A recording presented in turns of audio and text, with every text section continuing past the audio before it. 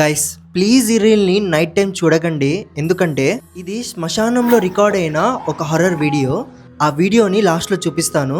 అసలు ఏమైందంటే మహారాష్ట్రలో జరిగిన ఇన్సిడెంట్ ఇది. ఒక భర్త లేని స్త్రీని ముగ్గురు అబ్బాయిలు చాలా రోజుల నుంచి టార్చర్ చేస్తున్నారు. అయితే ఆమె ఒంటరిగా ఉన్నప్పుడు చూసి ఆ ముగ్గురు అటాక్ చేయడానికి వెళ్తే ఆమె నేను ఎవ్వరికి దక్కకూడదు అనేసి తనకు తానే కాల్చుకుంది. వెంటనే ఆ విలేజ్ లో ఉన్న జనాలు అందరూ వచ్చి ఆమెను కాపాడుతారు. ఆ ముగ్గురిని ఆ విలేజ్ నుంచి తరిమేస్తారు. కానీ ఆ అమ్మాయి నొప్పి తట్టుకోలేక చనిపోతుంది. కానీ రాత్రి శ్మశానం వదిలేసి వచ్చిన తర్వాత ఆమెను కాల్చిన చోట ఈ వీడియో అనేది రికార్డ్ అయింది. ఈ వీడియో అయితే చాలా హర్రర్ గా ఉంది. చూసే ముందు కొంచెం జాగ్రత్త.